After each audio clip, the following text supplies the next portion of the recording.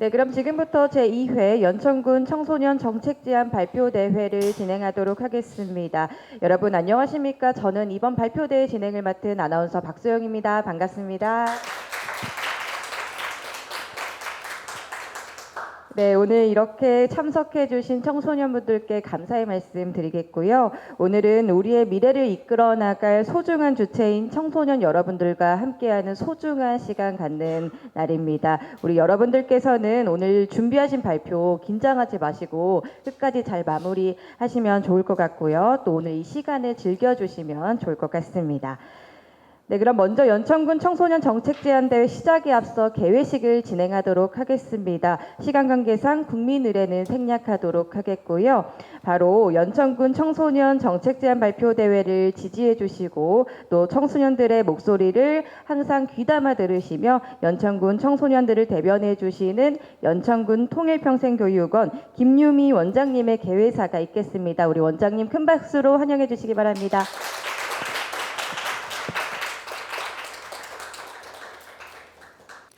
존경하는 참가자 여러분 안녕하십니까? 연천군 통일평생교육원장 김유미입니다. 저는 여러분을 환영하며 이 소중한 자리에 함께할 수 있어 기쁩니다. 오늘은 우리 미래를 책임질 청소년 정책에 대한 아이디어와 제안을 모색하고 나눌 수 있는 소중한 자리입니다. 청소년은 우리 사회의 중요한 구성원으로서 청소년들의 성장과 발전은 우리 미래를 결정짓는 중요한 요소 중에 하나입니다. 청소년들은 새로운 아이디어와 창의적인 접근으로 현대 사회 문제에 대한 해결책을 모색할 수 있는 힘이 있습니다. 이번 정책 제안 대회는 여러분이 그 힘을 발휘하고 현재의 도전에 대한 현실적이고 효과적인 정책을 고민하고 제안할 수 있는 기회가 될 것입니다. 젊은 두뇌와 열정이 모여 새로운 아이디어가 탄생하는 순간이기를 기대합니다. 여러분의 창의성과 토론은 우리 지역사회의 국가적인 발전에 크게 기여할 것입니다. 정책 제안 대회는 미래를 향한 여정의 출발점이자 다양한 분야에서 협력과 소통의 장이 될 것입니다. 이 자리에서 여러분에게 주어진 기회를 최대한 활용하여 현실적이고 실질적인 정책 제안을 통해 우리 사회를 더 나은 곳으로 나아가게끔 노력해 주시기 바랍니다. 청소년 여러분들 감사합니다. 네, 원장님 감사합니다. 우리 청소년들이 창의적인 아이디어와 통찰력을 통해서 우리 여러분들께서 행복한 연천군이 되기를 바라는 원장님의 마음이 담긴 소중한 말씀이었습니다. 네, 다음으로는 오늘 진행되는 발표 대회 행사 진행을 조금 안내를 해드리도록 하겠습니다. 이번 대회는 1차 서류 접수를 통해 통과한 총 12개 팀의 정책 내용을 바탕으로요, 프레젠테이션을 활용해서 각 청소년 참가팀의 정책을 제안하고 그에 따른 방안을 발표하는 방식으로 진행이 됩니다. 이번 정책 발표 대회는 사전 녹화 방송으로 진행이 되고요. 심사는 녹화 방송분 및 제출하신 제안서를 외부 심사위원 3분께 전달해 심사를 진행하도록 하겠습니다. 심사 기준은 총 5가지입니다. 정책의 창의성과 정책의 적합성, 그리고 정책이 얼마나 실현 가능한지에 대한 실현 가능성과 마지막으로 정책의 우수성, 정책 발표자의 태도, 이렇게 총 5가지로 평가가 됩니다. 심사 결과 발표는 저희가 사전에 안내해드린 일정으로 진행이 되고요. 개별 연락 및 또 홈페이지 게시를 통해서 안내가 진행이 될 예정이니까요. 이 점 참고해 주시기 바라겠습니다. 정책 제안 발표대 녹화 방송이 유튜브 채널에 게시가 된 이후에 지금 영상 시청하고 계신 시청자분들께서 영상의 댓글, 응원 댓글이나 또 정책 제안에 대한 댓글 남겨주시면요. 저희가 몇 분을 추첨해서 연천사랑 상품권을 증정하는 이벤트를 또 진행을 하고 있습니다. 시청하고 계신 분들께서 많은 관심 부탁드리겠습니다. 네, 그럼 지금부터 본격적으로 정책 제안 대회 발표 진행하도록 하겠습니다. 첫 번째 발표자입니다. 전국고등학교 왕태훈 학생의 발표를 만나보도록 하겠는데요. 정책 제안 주제는 연천군 청소년 이동 지원 서비스에 대한 주제입니다. 여러분 첫 번째 참가자인 만큼 조금 긴장할 수 있습니다. 큰 박수로 맞이해 주시기 바랍니다. 네, 안녕하세요. 저는 청소년 정책 제안 발표 대회 발표를 맡게 된 왕태운입니다.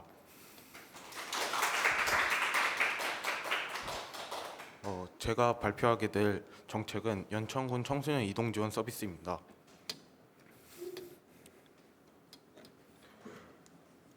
먼저 목차를 설명드리도록 하겠습니다. 정책 제안 배경과 정책 내용 설명, 그리고 청소년들의 의견, 기대 효과, 예상되는 질문에 대해서 답변 드리도록 하겠습니다. 제가 이 정책을 제안하게 된 배경은요, 학교에서 학교 생활을 하다 보니 교통편으로 불편함을 겪는 학생들을 많이 봤습니다. 그로 인해서 지각도 하고 교통편이 불편해서 원할 때 이동도 하지 못하는 학생들을 많이 보아서 제안을 하게 됐는데요. 제가 조사해 보면서 알게 된 문제점 세 가지는 크게 이렇게 세 가지가 있습니다. 첫 번째는 연천군 특성상 대중교통으로 전 지역을 운행하기에는 문제가 있습니다.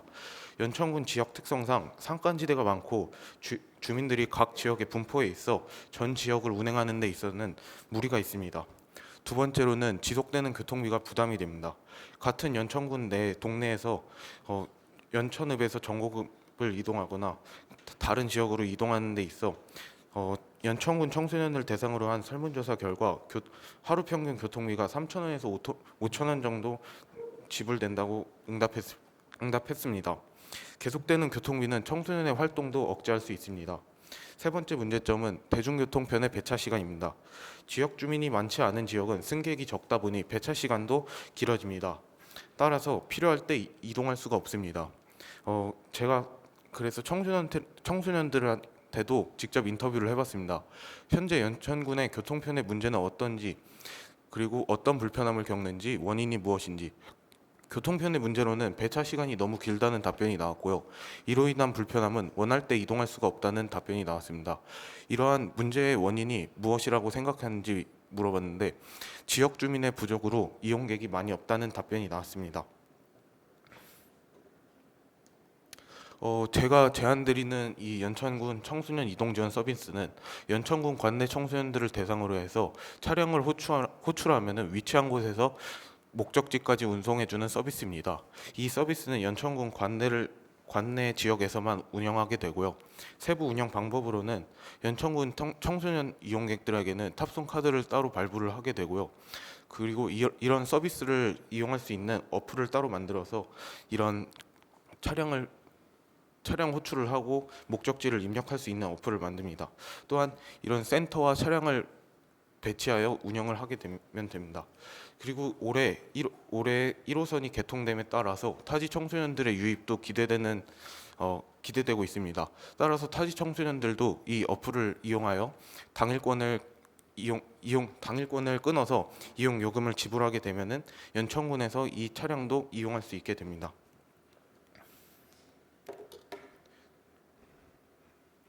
네, 이 정책에 대한 청소년들의 의견을 설문조사와 인터뷰를 통해서 한 번 더 알아봤습니다. 연천군 청소년들을 대상으로 설문조사를 한 결과 응답자 58.3%가 이 서비스가 매우 도움이 될 것이라고 답하였고요. 또한 응답자 75%가 이 서비스를 적극 이용할 의향이 있다고 답하였습니다. 종합적으로 분석해본 결과 해당 정책을 필요로 하는 학생들은 많았고요. 그리고 이 정책에 대한 기대심도 매우 높아 보였습니다. 이 정책을 필요로 하는 주된 이유는 교통비와 교통편 불편함이었습니다.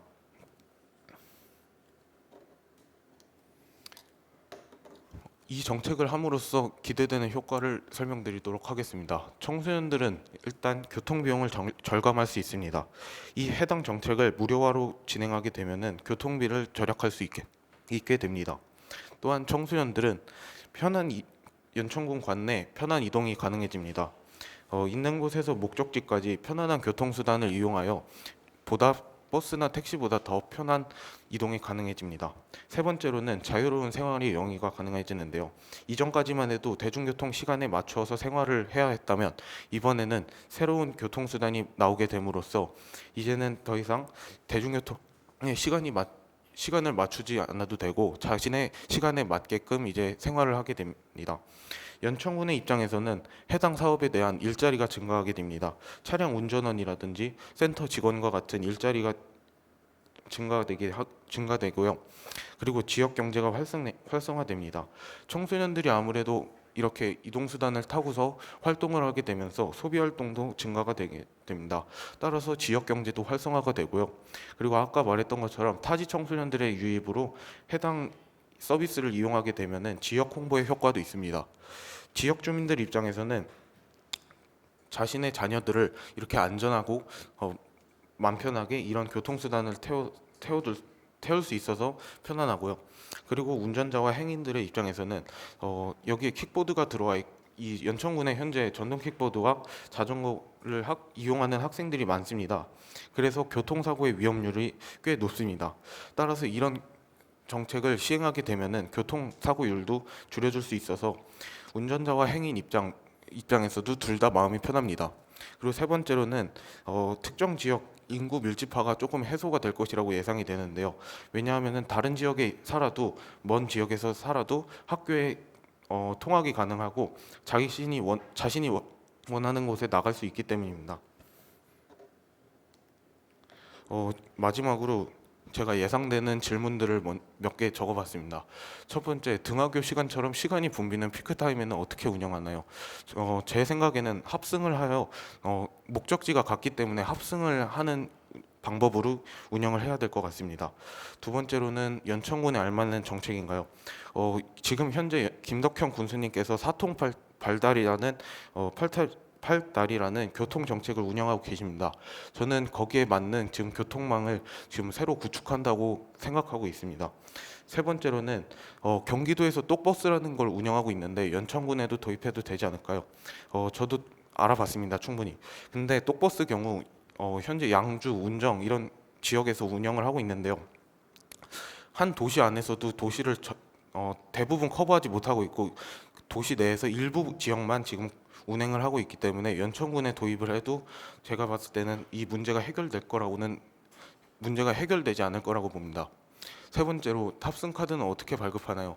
서비스 어플과 같은 이런 어플이 이제 만들어지게 되면 어플에서 탑승 카드를 발급받을 수 있게 할 생각입니다. 세 번째로 타지 청소년들은 해당 어플에서 이용 금액을 이제 지불하게 되면은 타지 청소년들도 이용할 수 있게 됩니다. 네, 감사합니다. 네, 첫 번째 발표자 왕태훈 학생의 발표 듣고 왔습니다. 왕태훈 학생이 직접 등하교를 하면서 느꼈던 연천군 교통 불편 문제에 대해서 좋은 정책을 제안해 주었는데요. 우리 사실 학생분들께서 학교 가서 공부하기도 힘든데 이 등하교 시간까지 피곤하면은 그 피로감이 더 높아질 것 같습니다. 이런 부분뿐만 아니라 또 연천군 전체 교통 문제를 해소할 수 있는 좋은 정책을 제안해 줬습니다. 네, 그럼 이번에는 다음 발표자 만나보겠습니다. 다음 발표자는 전국중학교 어선아 학생이 준비를 하고 있는데요. 정책 제안 주제는 공공전기 자전거 서비스 와이클에 대한 이야기입니다. 여러분 박수 부탁드리겠습니다. 안녕하십니까. 이번 청소년 정책 제안 발표대회에 참가하는 전국중학교 3학년 어선아입니다. 오늘 저의 발표는 다음과 같은 순서로 이루어집니다.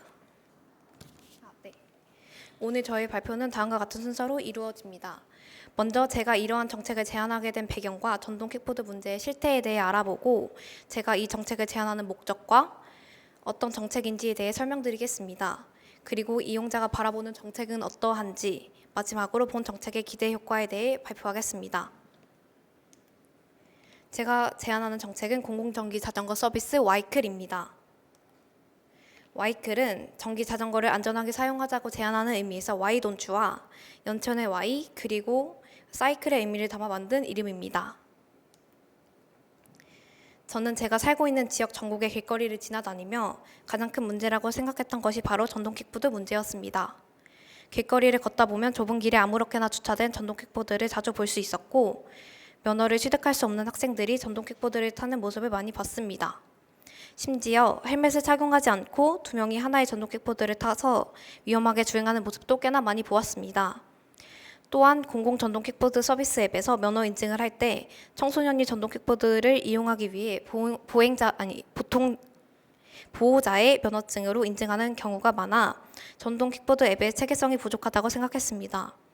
이렇게 직접적으로 전동 킥보드 문제를 보고 느끼게 되니 더욱 깊게 생각해 보게 되었습니다. 그래서 저는 이번 대회에서 이러한 전동 킥보드에 대한 문제 해결에 도움이 될 만한 정책을 제안해 보면 어떨까 하는 생각이 들었습니다. 유튜브 한문철TV 채널에 올라온 영상 중 개인 택시 기사가 초록색 신호등을 보며 정상 주행을 하던 중 한 대의 전동 킥보드에 2명의 여중상이 탑승한 채로 교차로를 가로질러와 사고가 발생할 뻔한 사례가 있었습니다. 이뿐만 아니라 실제로 전동 킥보드로 인해 사고가 꾸준히 늘고 있다고 하는데요. 한국교통안전공단 자료를 보면 전동 킥보드 사고가 2021년에 비해 2배 가까이 증가했다는 것을 알 수 있습니다. 제가 제안하고자 하는 정책의 목적은 이러합니다. 전동 킥보드의 사용을 줄임으로써 위험하게 주차된 전동 킥보드로 인해 보행자가 부상을 입지 않도록 방지하고 무면허 운전과 같은 준법 문제를 제가 제안하는 정책이 문제 해결에 도움을 주었으면 했습니다. 그리고 자전거 도로를 이용하여 보행자의 안전성을 확보하고 이용자가 안전수칙을 준수해 사용자도 안전한 이동수단을 만들고 싶었습니다. 이 목적을 어떻게 이룰 수 있는지 지금부터 자세히 설명드리겠습니다. 첫째, 무질서한 주차로 발생하는 사고를 예방하겠습니다. 길거리에 아무렇게나 주차된 전동 킥보드로 인해 보행자가 상해를 입지 않도록 킥스탠드나 더블 킥스탠드 거치대가 장착된 전기 자전거를 제공하여 바람 등에 넘어져 전동 킥보드가 길을 막아서 생기는 사고를 방지하겠습니다. 둘째, 전동 킥보드의 불법 운행을 줄이겠습니다. 도로교통법상 전동 킥보드는 면허가 필요한 반면 전기 자전거는 면허를 필요로 하지 않기 때문에 그로 인한 준법 문제를 방지할 수 있고 자전거 도로 이용이 가능하므로 차도 주행으로 인한 교통사고를 방지할 수 있습니다. 셋째, 보행자와의 사고를 줄이겠습니다. 자전거 도로를 이용하면 인도 주행으로 인해 보행자와 발생하는 사고를 방지하여 보행자의 안전성을 보장할 수 있습니다. 통계청의 자료에 따르면 전동 킥보드 이용 시 안전모 미착용 이유 중 안전모가 구비되지 않아서 도로교통법상 헬멧 착용이 의무임에도 불구하고 착용하지 않았다고 74%가 답했습니다. 전기 자전거 바구니에 헬멧을 담아 제공하면 사용자들이 헬멧을 착용해 혹시나 발생할지 모르는 사고로부터 자신을 보호할 수 있을 것입니다. 제가 제안하는 정책에 대해 설명하기 전에 제가 제안하는 서비스를 이용하게 될 사용자들에 대해 함께 알아보고자 합니다.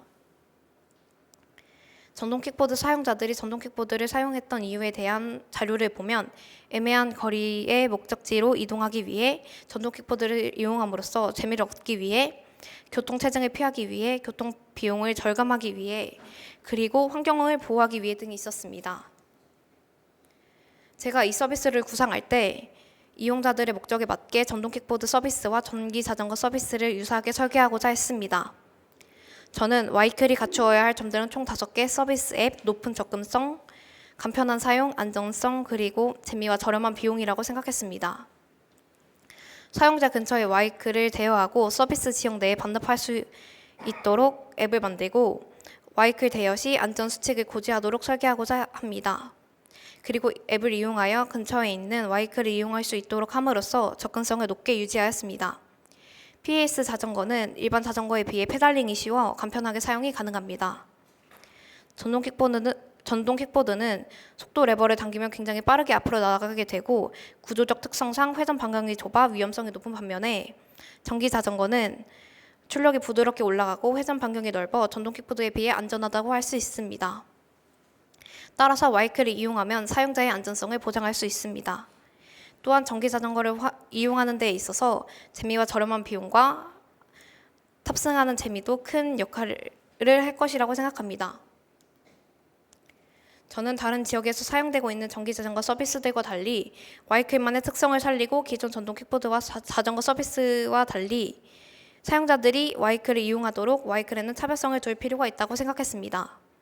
첫째, 전기 자전거에 있는 바구니에 헬멧을 보관할 수 있게 하여 사용자가 헬멧을 착용해 사용자들의 안전을 보장하고 안전수칙을 준수할 수 있도록 하고자 합니다.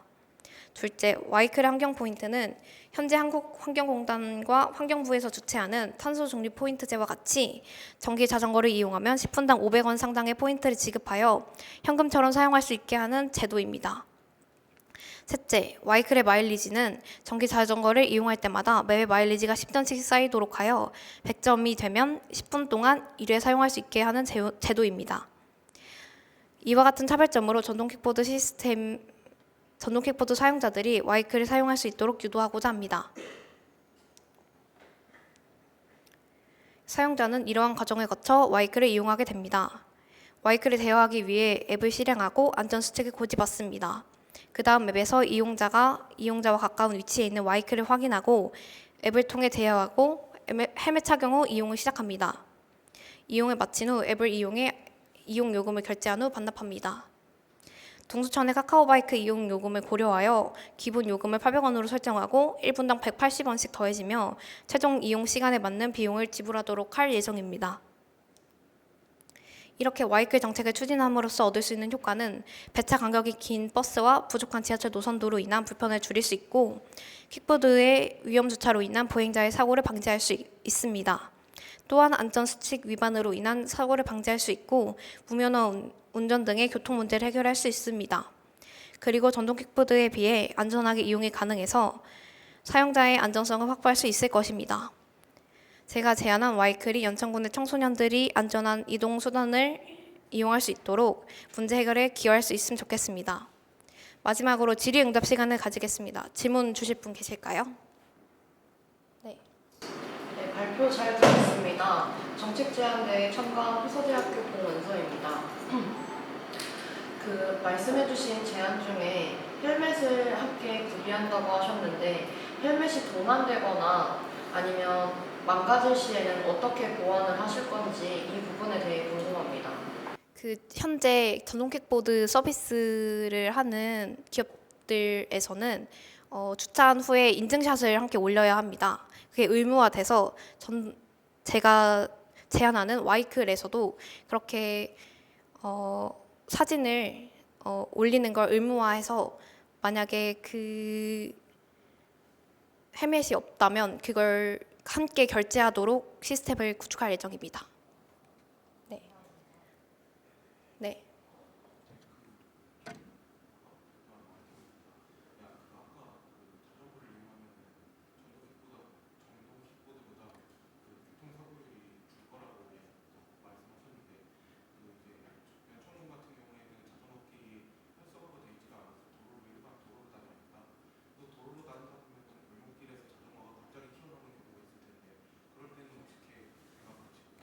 도로교통법상 자전거 도로를 이용할 수 없다면 그 도로의 사이드 쪽에서 주행하도록 하고 있습니다. 그래서 자전거도 전동 킥보드와 같이 그 사이드 길로 이용할 수 있도록 하겠습니다. 네. 질문 더 있을까요? 그럼 이상 전동 킥보드 문제에 관한 정책 제안 발표 마치겠습니다. 감사합니다. 네, 어선아 학생의 발표 만나보고 오셨습니다. 요즘 참 사회적으로 큰 이슈인 전동 킥보드의 안전 문제를 해결할 수 있는 정책 제안을 해주셨는데요. 하루빨리 이 어선아 학생의 정책이 실현되어서 안전이 보장되는 와이클을 이용할 수 있는 그날이 오기를 기대해 보도록 하겠습니다. 네, 세 번째 발표자 바로 만나보도록 하겠습니다. 전국중학교 연필심팀이 준비를 하고 있습니다. 연천만의 로컬푸드 알리기라는 정책 주제를 발표해 준다고 합니다. 박수 부탁드리겠습니다.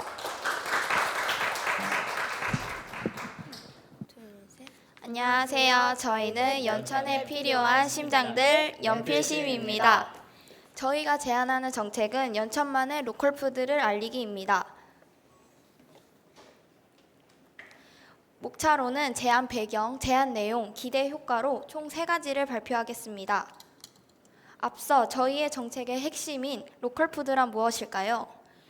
로컬푸드란 지역에서 생산한 먹거리를 장거리 이동과 다단계 유통 과정을 거치지 않고 지역에서 소비하는 새로운 먹거리 유통 문화로 장거리 운송을 거치지 않은 지역 농산물을 지칭합니다.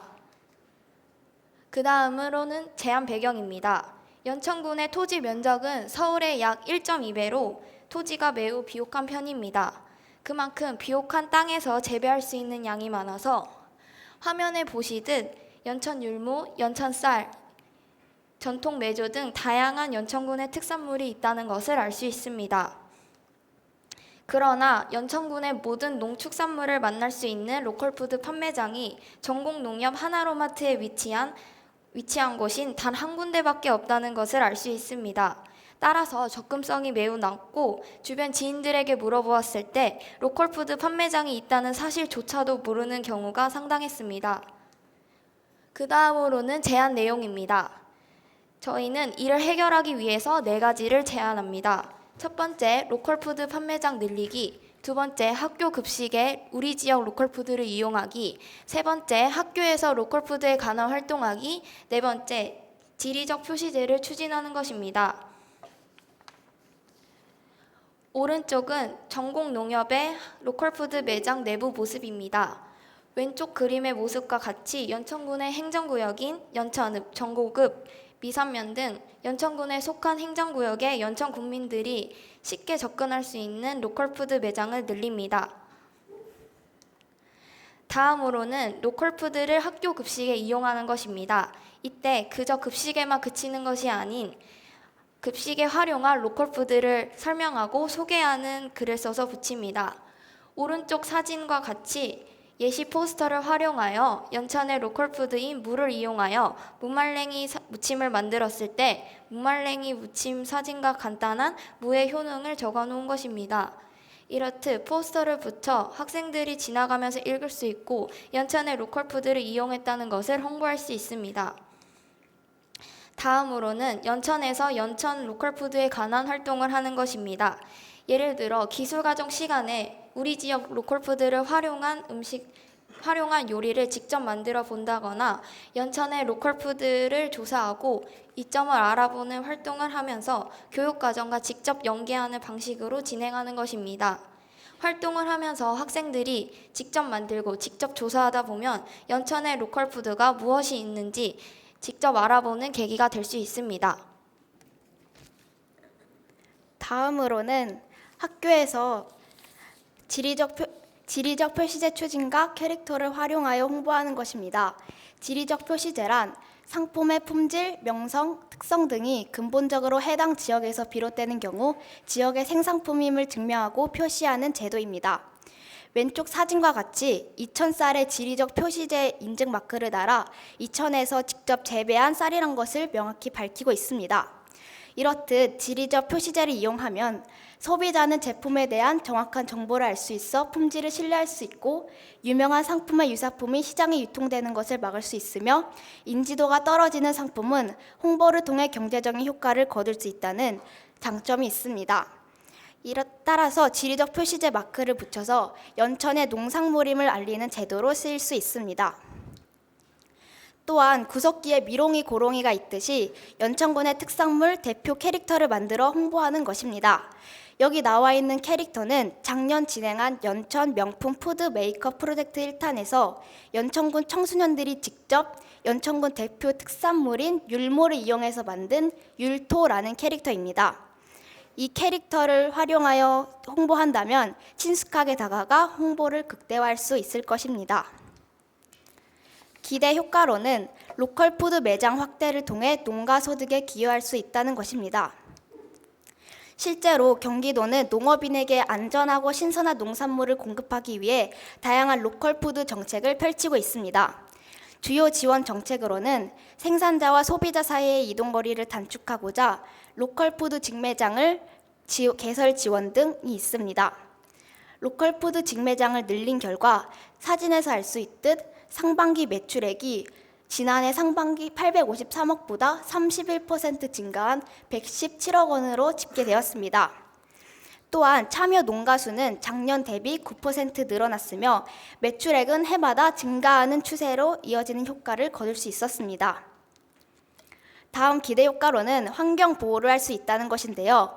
여기서 푸드마일은 농산물이 이동할 때 온실가스를 배출하는데 이러한 환경에 대한 영향을 최소화하겠다는 목적으로 제시된 개념입니다. 푸드마일리지를 줄임으로써 환경보호뿐만 아니라 농산물의 이동거리가 줄어 소비자의 안전한 먹거리를 확보할 수 있다는 장점이 있습니다. 마지막으로 로컬푸드를 앞서 지리적 표시제와 캐릭터를 이용하여 적극 홍보하면 지역 경제 발전을 활성화할 수 있다는 것입니다. 구미시에서는 로컬푸드의 로컬 직매장을 개설하고 적극 홍보한 결과 매장 7개월 만에 매출액 20억 원을 달성하고 2023년 11월 말 기준 일평균 900만 원 누적 방문객 11만 명을 달성하였습니다.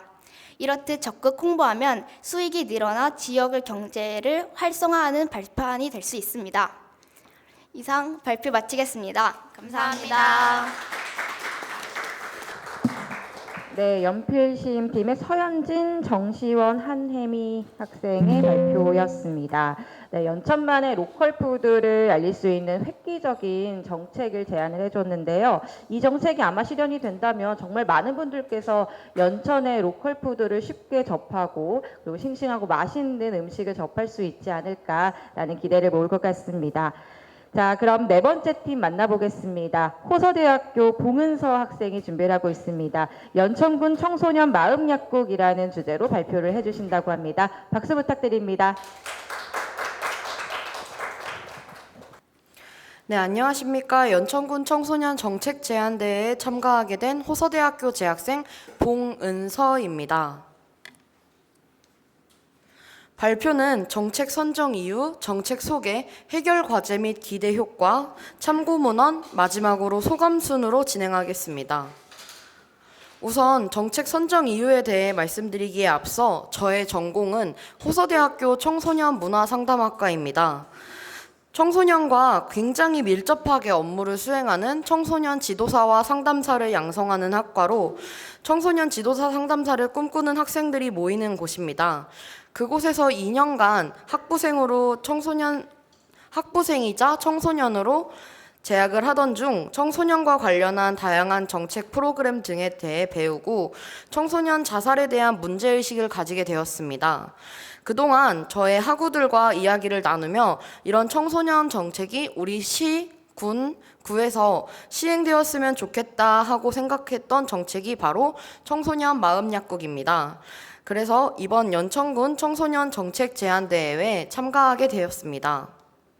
자, 여러분, 저희 정책에 대해 알아보시기 전에 정책의 키워드 먼저 알아볼 필요가 있겠죠. 그걸 알아야 정책을 제대로 파악할 수 있으니 모두 함께 알아보겠습니다.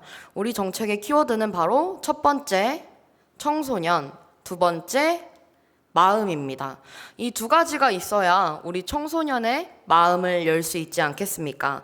그래서 이제 건강하게 자라날 수 있도록 청소년들을 지원하고 그런 청소년들의 마음을 열기 위해서 우리가 어떤 정책을 시행할 수 있는지 알려드리겠습니다. 다음 자료는 경기도의 자살 통계 지표입니다. 그중 우리 연천군은 2020년 21명이라는 결코 적지 않은 수의 사람이 자살하였습니다. 이 통계 자료로서는 연천군에서 자살한 사람의 성별, 연령을 추정할 수는 없겠지만 통계청의 2019년도 자료에 따르면 청소년 사망의 원인의 첫 번째가 바로 고의적 자해, 즉 자살입니다. 이와 같이 우리 고장 연천에서도 청소년의 자살은 결코 쉽게 생각해서는 안 될 문제이며 이를 바로잡고 자살률을 감소시키고자 청소년의 심리적 건강을 위해 연천군 청소년 마음약국 정책을 시행해야 합니다. 다음으로 정책 제안 배경입니다. 앞서 말씀드렸던 현황에 추가로 연천군에는 심리적 치료 및 상담 분야 복지 사업이 굉장히 부실한 상태입니다. 불안정하고 불완전한 청소년은 2차 성장 급등기를 경험하고 있습니다. 여러분도 청소년이시기에 2차 성장 급등기가 무엇인지 모르실 것 같아 잠깐 설명을 해드리자면 2차 성장 급등기란 청소년기에 경험하는 키와 몸, 성장하는 성장기, 즉 사춘기와 심적으로 변화를 일으키는 시기를 바로 2차 성장 급등기라고 합니다. 이런 청소년들에게 우리는 어떤 방식으로 마음을 보살펴주고 있는지 생각할 필요가 있습니다. 후기 청소년인 저조차도 청소년의 입장에서 생각해보면 학창시절에 입시와 교우 관계 등 다양한 방면에서 스트레스를 경험하였습니다. 평범한 청소년이라면 당연히 해야 할 고민들, 이게 불안정한 청소년기에는 생각보다 크게, 어른들이 느끼기에는 더욱 이상하리만큼 크게 느껴지는 것입니다.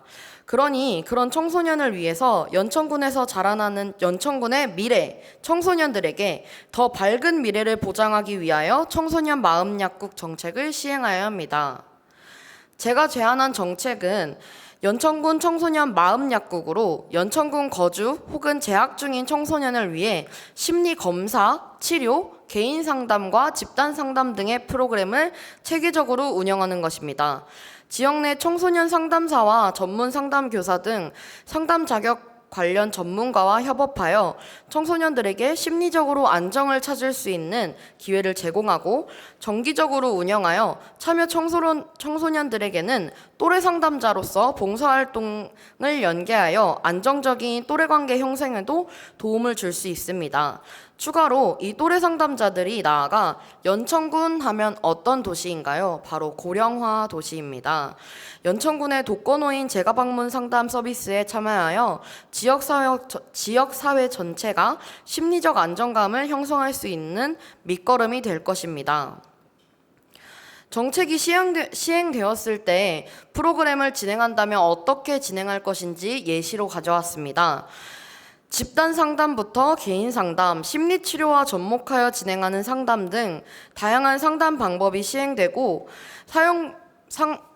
상담의 기법 역시 다양한 폭의 전문가를 두어서 내담자가, 즉 참여 청소년이 나는 어떤 프로그램을 받고 싶어 하면 선택할 수 있도록 선택의 폭을 넓혀주고 전문적인 상담과 치료를 이루어 주어서 청소년이 아프고 지친 마음을 달래주고 더욱더 건강하고 밝아질 수 있도록 진행할 것입니다.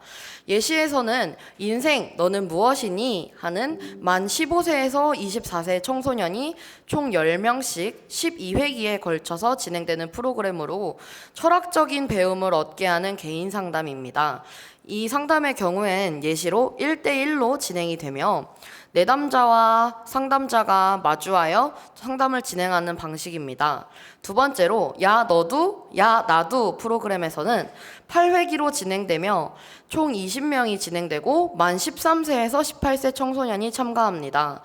이와 같은 경우엔 집단 상담 및 또래 상담으로 청소년과 내담자, 즉 청소년인 내담자와 상담자가 참여하여 5인에서 6인 정도의 인원이 한 그룹을 형성하여 집단 상담을 진행합니다. 마지막 물 들어가는 나 같은 경우엔 10회기 프로그램이고 만 9세에서 18세 청소년이 미술 치료와 연계하여 진행하는 심리 상담입니다. 이 정책이 시행되었을 때 해결해야 할 과제는 바로 사회적 낙인입니다. 사회적 낙인, 어떤 의미인지 모르시는 분들을 위해 설명해 드리자면 사회적 낙인이란 우리가 사회 속에 살아가면서 부정적인 시선을 받거나 그로 인해 찍히는 나에 대한 부정적인 인식입니다. 이런 낙인을 방지하기 위해 아직 심리치료하면 보통 부정적이라고 생각을 하잖아요. 그런 시대에 살고 있는 우리가 그런 시선을 고친다기보다는 청소년에게 생길 사회적 낙인으로부터 청소년을 보호하는 제도를 도입하여서 이 부분을 보완하고 해결해 나아가야 합니다.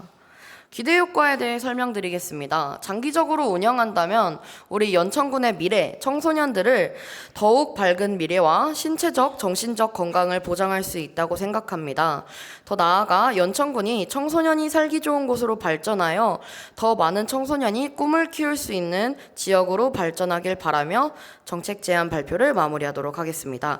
마지막으로 이 정책을 제안하기 위한 과정 속에서 저는 큰 깨달음을 얻었습니다. 누구나 겪을 인생의 가장 불안정한 시기는 바로 청소년기입니다.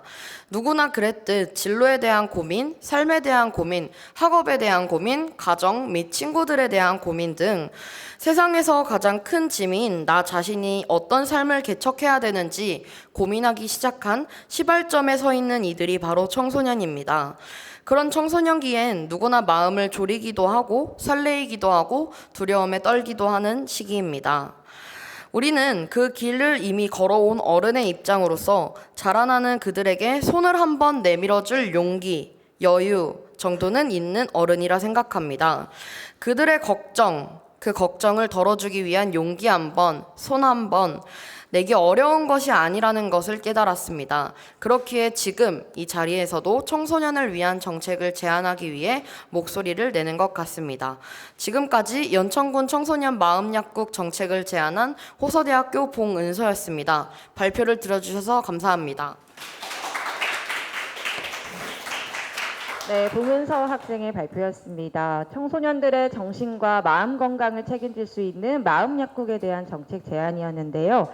참 요즘 마음 아픈 청소년들에 대한 이야기를 우리는 여러 가지 매체를 통해서 심심치 않게 접하게 됩니다. 이런 힘든 상황에 놓인 청소년들에게 아주 큰 도움이 될 수 있을 만한 좋은 정책이었던 것 같습니다. 혹시 지금 이 영상을 시청하고 계신 시청자분들께서는 청소년분들의 발표를 들으시고 이 발표 내용 참 좋다 생각되시면 응원의 댓글 남겨주시면 감사하겠습니다. 저희가 몇 분을 추첨해 소정의 상품 보내드리도록 하겠습니다. 네, 그럼 다음 발표자 만나보겠습니다. 다음 발표자는 전곡중학교 김희령 학생이 준비를 하고 있습니다. 디지털 미디어 교육 지원에 관한 정책 제안 발표해 주신다고 합니다. 박수 부탁드립니다. 안녕하십니까. 저는 전곡중학교에 재학 중인 3학년 김희령입니다. 저는 오늘 2023년도 연천군 청소년 정책 제안대회에서 저의 정책을 제안하려고 나왔습니다. 제가 제안하는 정책은 디지털 미디어에 대한 올바른 사용법을 가르치는 것과 제가 제안하는 교육 프로그램 등을 통해 더욱 안전한 디지털 미디어 사회를 만드는 것을 목적으로 합니다. 제가 준비한 내용들을 간단히 목차로 나누어 봤습니다. 일단 제가 제안하는 정책을 더 확실히 알기 위해 디지털 미디어가 정확하게 무엇인지 설명해 드리겠습니다. 그 다음은 디지털 미디어가 악용되는 대표 사례 4가지를 설명해 드릴 거고요. 그 뒤로는 제가 제안하는 정책의 배경과 자세한 내용, 기대 효과까지 저희 정책에 대한 자세하고 세세한 설명을 해드리겠습니다. 그럼 지금부터 본격적인 발표 시작합니다. 여러분은 디지털 미디어에 대해서 얼마나 알고 계십니까? 제가 제안하는 디지털 미디어 교육 지원 정책을 완전히 정확하게 이해하기 위해서는 디지털 미디어가 무엇인지 알고 계셔야 합니다. 디지털 미디어란 정보를 디지털화하여 송신자와 수용자가 상호 전달 및 공유할 수 있도록 만들어주는 모든 미디어를 통칭하는 말로 컴퓨터, 모바일폰, 태블릿 PC, 스마트워치 등을 이용해 네트워크에 접속함으로써 정보의 전달 및 공유를 가능하게 해주는 매체를 말합니다. 또 디지털 미디어에는 많은 종류가 있습니다. 디지털 미디어의 많은 종류 중 저는 청소년들과 가장 친근한 디지털 미디어 종류 3가지를 준비해봤습니다. 첫 번째는 웹사이트입니다. 웹사이트는 인터넷을 통해 정보를 공유하고 커뮤니케이션을 할 수 있는 디지털 미디어를 말합니다.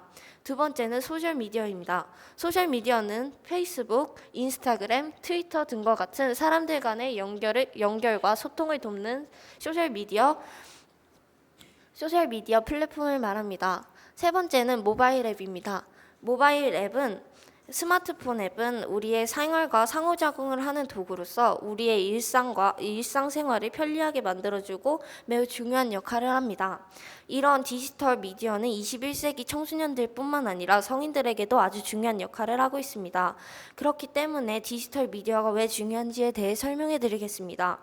첫째, 디지털 미디어는 정보의 빠른 양산과 공유를 가능하게 함으로써 소통과 교류를 촉진합니다. 둘째, 디지털 미디어는 새로운 아이디어와 창의적인 표현을 공유하는 플랫폼을 제공하여 문화와 예술의 발전을 도모합니다. 셋째, 디지털 미디어는 교육과 학습의 혁신을 가져와 새로운 배우기 방식을 제공합니다.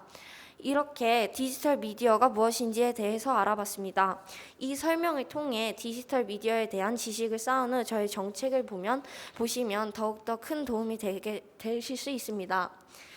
바로 다음은 우리에게 많은 도움을 주는 디지털 미디어가 어떤 부분에서 어떤 방식으로 악용되는지에 대해서 설명해 드리겠습니다. 저는 많고 많은 디지털 미디어 악용 대표 사례 중 저희 학생들이 많이 악용하고 많이 피해를 보는 악용 대표 사례 4가지를 준비해 봤습니다. 첫 번째는 사이버 불링입니다. 사이버 불링은 인터넷이나 모바일을 통해 다른 사람을 비방하거나 괴롭히는 행위를 말합니다. 특히 학교에서의 사이버 불링은 심각한 정서적인 문제와 피해자의 자살 등 심각한 결과를 초래할 수 있습니다. 두 번째는 사생활 침해입니다. 사생활 침해는 SNS나 메신저 앱을 통해 불법적인 방법으로 다른 사람의 사생활을 들추어내어 유포하는 경우를 말합니다.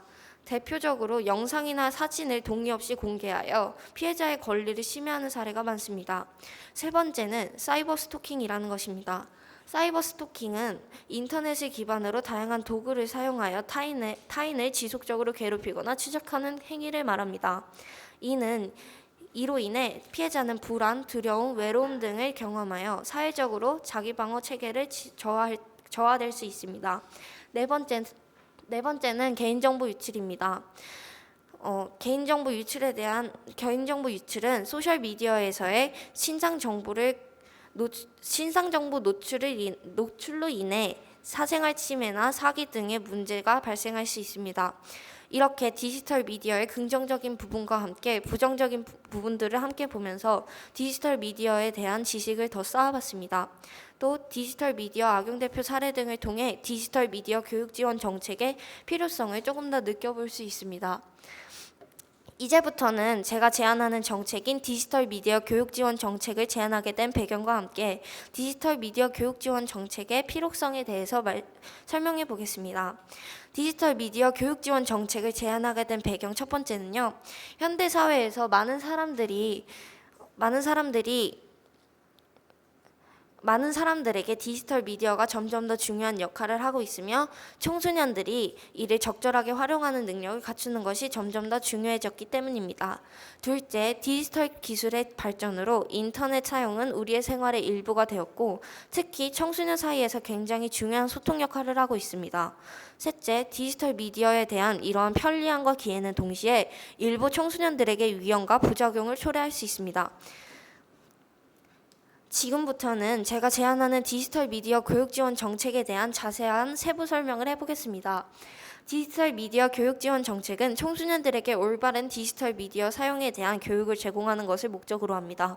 이 정책은 인터넷에서의 정보 검색, 사생활 보호, 사이버 폭력 예방 등과 관련된 교육을 청소년들에게 실시함으로써 디지털 환경에서 보다 더 안전하고 건강한 활동을 할 수 있도록 돕자고 합니다. 먼저 디지털 미디어 데이를 매년 12월 12일로 정하여 청소년들이 디지털 미디어와 관련된 문제점과 해결 방안을 고민하고 논의하는 자리를 마련하고자 합니다. 이 날을 통해 청소년들이 디지털 미디어의 실제 현실과 문제를 더 잘 이해할 수 있을 겁니다. 또한 이를 위해 청소년 디지털 미디어 웹드라마를 제작합니다. 디지털 미디어의 부정적인 면을 소재로 하는 청소년 웹드라마를 제작하고 이와 관련된 교육 프로그램을 실시하고자 합니다. 예를 들어 웹드라마를 통해 디지털 미디어의 부작용이나 개인정보 보호에 대한 이야기를 다루고 이를 통해 청소년들에게 인식과 이해를 높일 수 있습니다. 또한 이는 학교와 지역사회의 협력을 통해 이루어지며 디지털 미디어 교육에 참여하는 학생들에게 직접적인 경험과 교육을 제공할 수 있습니다. 나아가 학교 및 지역사회의 역량을 활용하여 청소년들에게 올바른 디지털 미디어 사용법을 가르치고 사이버 폭력 예방을 위한 교육 프로그램을 마련하는 등의 활동들을 통해 청소년들의 디지털 미디어 사용에 대한 인식과 자기보호 능력을 키울 수 있습니다. 뿐만 아니라 이 정책은 청소년들의 디지털 미디어 사용에 대한 안전한 행동과 책임감을 심어주는 것을 목표로 합니다. 이러한 디지털 미디어 교육 프로그램들을 통해 얻을 수 있는 기대 효과를 크게 4가지로 나누어 봤습니다. 일단 첫 번째로 얻을 수 있는 기대 효과는 인식과 이해입니다. 디지털 미디어 교육 지원 정책을 통해 청소년들에게 올바른 디지털 미디어 사용에 대한 인식과 이해를 높일 수 있습니다. 또한 판단력을 키울 수 있습니다. 예를 들어 나와 가족, 친구들을 보호하고 유해한 미디어를 구별하여 걸러낼 수 있는 판단력을 키우고 스스로 소중히 여겨 지켜낼 수 있는 판단력을 얻을 수 있습니다. 또 디지털 미디어에 대한 올바른 사용 방법을 배워 청소년들은 인터넷에서의 위험에 대한 경각심을 갖고 안전한 온라인 행동 방법을 습득할 수 있습니다. 또 디지털 미디어에 대한 활용 능력을 얻을 수 있습니다. 이는 청소년들이 디지털 환경에서 더욱 창의적이고 적극적으로 활동하며 정보와 기술을 적절하게 활용할 수 있게 됩니다. 디지털 미디어 교육 지원 정책을 통해 얻을 수 있는 기대 효과 및 해결 과제에 대해 설명해 보았습니다. 이렇게 제가 준비한 디지털 미디어 교육 지원 정책에 대한 발표는 이상으로 마치겠습니다. 지금까지 들어주셔서 대단히 감사합니다. 네, 5번째 발표자 김희령 학생의 발표였습니다. 디지털 미디어의 발달로 우리의 삶이 조금 더 편리해진 점도 있지만 그 반대의 부정적인 측면도 큰데요. 그 부분을 해결할 수 있는 정책 제안을 해주셨습니다. 네, 그럼 6번째 발표자 바로 만나보겠습니다. 신압으로 팀입니다. 정지찬, 정예원 학생이 준비를 하고 있는데요. 교육 불평등 해소 정책 마련과 홍보에 관한 내용입니다. 여러분 박수 부탁드리겠습니다. 안녕하세요. 저희는 교육 불평등 해소 정책 마련 및 홍보에 대해서 발표하게 된 신압으로입니다. 신압으로는 조금씩이라는 뜻을 가진 순우리말인데요. 저희의 작은 발걸음이 연천 청소년들에게 기여하고 결국 더 나은 연천군이 되기를 바라는 마음을 담아서 신압으로로 팀명을 정하게 되었습니다. 목차부터 살펴보겠습니다. 먼저 교육 불평등 해소 정책 설명에 앞서 교육 불평등이 무엇인지 알아보겠습니다. 그리고 현재 연천군의 교육 실태를 분석하고 문제점을 살펴본 뒤 그것을 해결하기 위한 저희의 제안 및 기대 효과를 설명드리고 마무리하겠습니다. 여러분들은 교육 불평등이 무엇인지 아시나요? 그 전에 교육에 대한 개념을 알고 계신가요? 먼저 교육은 인간이 삶을 영위하는 데 필요한 모든 행위를 가르치고 배우는 과정 및 수단을 의미합니다. 또한 교육 불평등은 앞에 나와 있듯이 교육의 기회와 질이 사회 계층이나 집단에 따라 다르게 분포되어 있는 것을 의미하는데요. 이로 인해 교육 서비스 수준이 낮은 곳에서는 그렇지 않은 곳에 비해 낮은 교육적 성취를 이루게 되는 현상이 발생합니다. 그렇다면 현재 연천의 교육 실태는 어떨까요? 이를 파악하고자 학생들의 목소리를 대변하는 설문조사를 진행하였습니다. 먼저 현재 연천군에서 실시되는 교육에 대한 전반적 만족도에 대해 알아보았습니다. 결과는 그래프를 통해 알 수 있듯이 불만족 46%, 보통 34%, 만족 20%로 불만족의 비율이 높았습니다. 또한 현재 연천군에서 실시되는 교육 프로그램에 대한 인지도에 대해서도 알아봤는데요. 운영 사실에 대해 거의 알지 못하는 학생들이 대다수였습니다.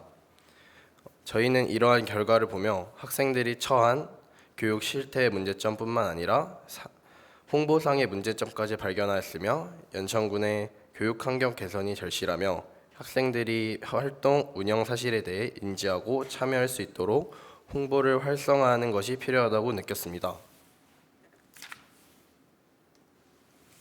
그래서 저희는 이러한 정책을 제안합니다.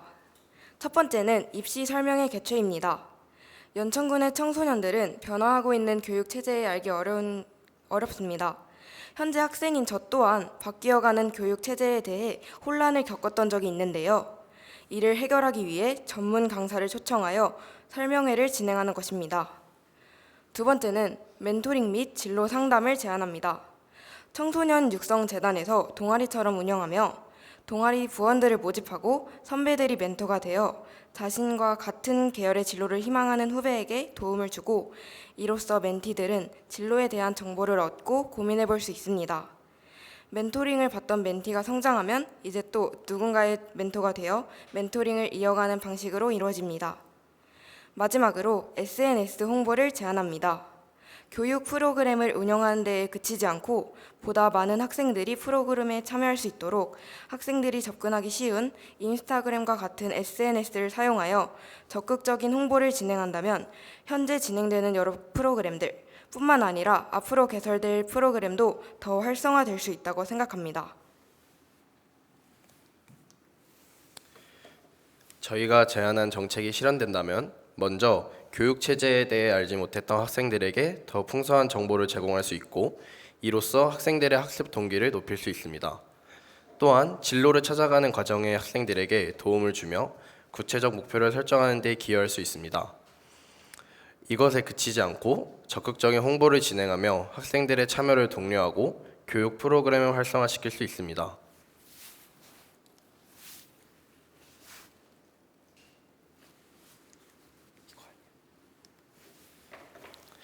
여러분, 혹시 나비 효과에 대해서 들어보셨나요? 이것은 나비의 작은 날갯짓이 신압으로 영향을 미쳐 결국은 태풍을 일으킬 수 있다는 것을 말합니다. 저희의 작은 노력들이 모이고 모여 더 나은 연천군이 되기를 희망하며 이상으로 발표 마치겠습니다. 감사합니다. 네, 연천군의 교육 불평등을 해소할 수 있는 정책을 제안해 줬습니다. 조금은 심오하지만 한 번쯤은 꼭 짚고 넘어가야 할 주제를 다각적으로 분석해서 좋은 정책 제안해 주셨습니다. 네, 다음 발표자 소개하겠습니다. 전국고등학교 백수경 발표자가 준비를 하고 있는데요. 수고했어 정책을 발표해 준다고 합니다. 어떤 정책일지 참 궁금한데요. 바로 만나보도록 하겠습니다. 박수 부탁드립니다. 안녕하세요. 연천군 청소년 정책대회에서 청소년 정신건강보험 정책인 수고했어 정책에 대해 발표하게 된 백수경이라고 합니다.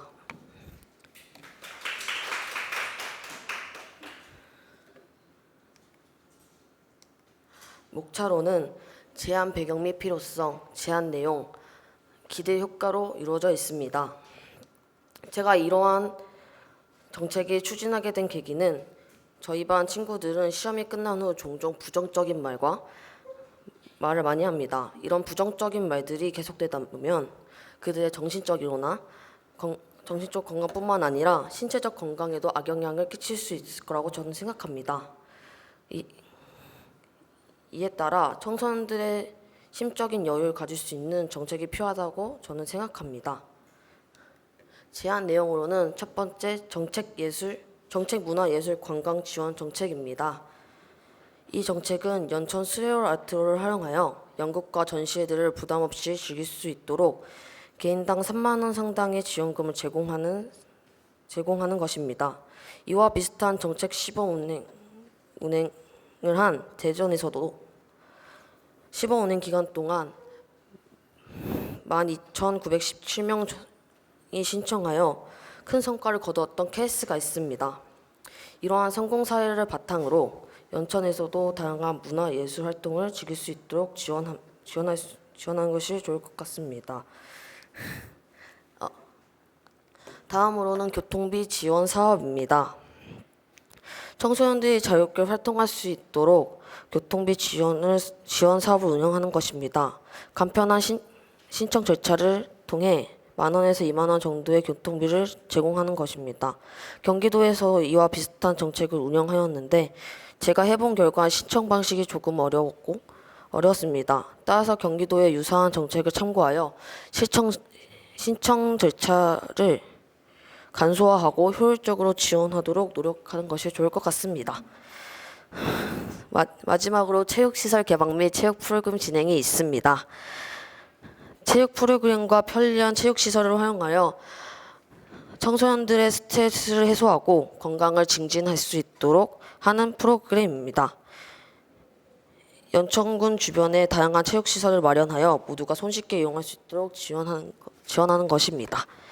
마지막으로 기대 효과로는 수거해서 정책의 실현을 통해 많은 청소년들이 스트레스 해소 및 관리 등을 할 수 있게 되고 청소년들의 문화와 예술을 통해 다양한 경험을 할 수 있고 교통비 지원으로 더 많은 활동에 참여할 수 있을 것입니다. 또한 체육 프로그램과 시설 등을 통해 정신적으로나 신체적으로 건강 함께 증진할 수 있을 것입니다. 이렇게 수고해서 정책 청소년 대상으로 바탕을 발표를 마치겠습니다. 감사합니다. 네, 백수경 발표자였습니다.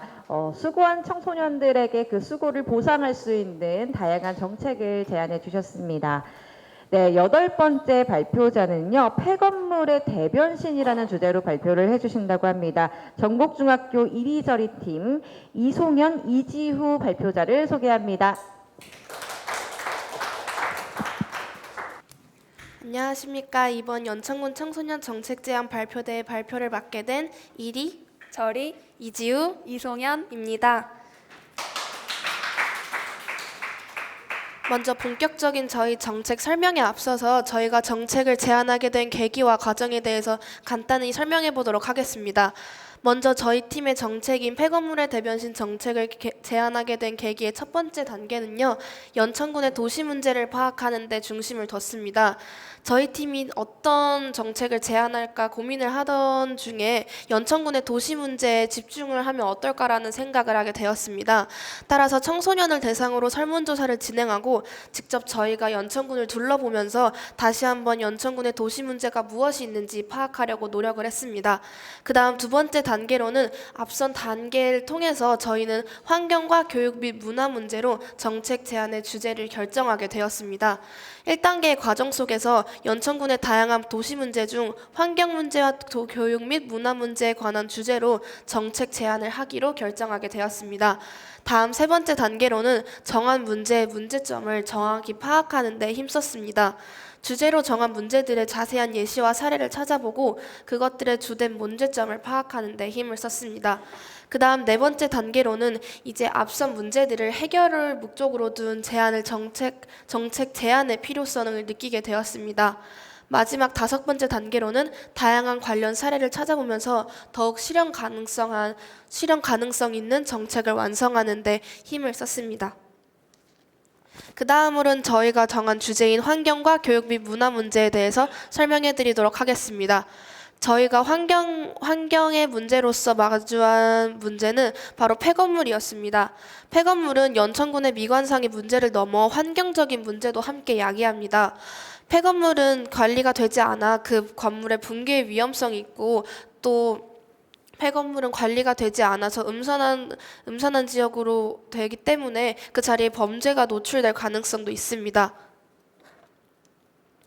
국토교통부가 국회 교통위원회에 제출한 자료에 따르면 공식적으로 지정된 연천군의 폐건물은 총 6군데가 있습니다.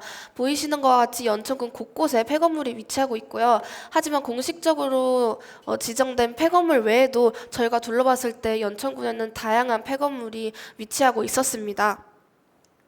그 다음 교육적인 측면에서 저희가 마주한 문제는 교육시설의 부족이었습니다. 연천군에는 초, 중, 고, 대학교에 이르기까지의 공교육에 있어서 시설들이 부족합니다. 또한 과외와 학원과 같은 사교육에 있어서도 그 문제는 마찬가지입니다. 지난 12월 1일부터 4일까지 저희가 연천군 청소년 55명을 대상으로 진행한 설문조사 결과에 따르면 절반 이상의 학생들이 연천군의 교육 및 문화시설에 대한 접근성이 좋지 않다는 부정적인 답변을 해주었습니다. 따라서 저희는 연천군의 교육시설 부족 문제를 꼽았습니다. 마지막으로 문화에 관련된 문제에서는 문화시설 부족으로 저희는 문제를 꼽았습니다. 앞서 말한 것과 같이 설문조사 결과에 따르면 절반 이상의 학생들이 부정적인 답변을 한 것으로 나와 있었고요. 또한 다양한 시설이 생겼으면 좋겠다는 의견도 나왔습니다. 따라서 저희는 연천군의 여가 시간을 보낼 만한 문화시설이 매우 부족하다는 것을 문제로 꼽게 되었습니다. 따라서 앞선 걸 토대로 저희는 폐건물의 대변신 정책을 제안하게 되었습니다. 폐건물의 대변신 정책은 이름 그대로 연천군에 위치한 폐건물을 철거하고 그 자리에 연천군민을 위한 교육 및 문화시설을 설립하는 정책입니다. 폐건물 대변신 정책은 연천군의 환경 문제를 야기하는 폐건물을 철거해 그 문제를 해결하고 그 자리에 교육 및 문화시설을 설립함에 따라 교육 및 문화 문제도 함께 해결이 가능한 정책입니다. 또한 앞선 세 가지의 문제 해결 외에도 연천군의 교육 및 문화시설을 늘림에 따라 연천군의 인구 공동화를 줄여 연천군의 경제 성장에도 도움을 줄 수 있는 정책입니다. 저희가 제시한 정책 예시의 첫 번째는 더 연천 팝업 스토어입니다. 더 연천 팝업 스토어는 연천군의 마스코트를 컨셉으로 연천군의 특산물 판매와 문화 체험이 가능한 연천군의 특성을 살린 매력적인 팝업 스토어입니다. 앞서 보이는 사진은 전국 선사유적지 인근 3번 국도에 위치한 삼양모방이라는 폐건물입니다. 저희는 더 연천 팝업 스토어를 이 폐건물을 철거한 다음에 설립할 예정입니다. 밑에 보이시는 사진은 더 연천 팝업 스토어의 예상 사진입니다. 또한 더 연천 팝업 스토어에는 이렇게 룰렛과 뽑기 형식과 매력적인 포토존을 설치하여서 그런 연속적인 퀘스트 형식으로 연천 팝업 스토어를 꾸릴 예정이고요.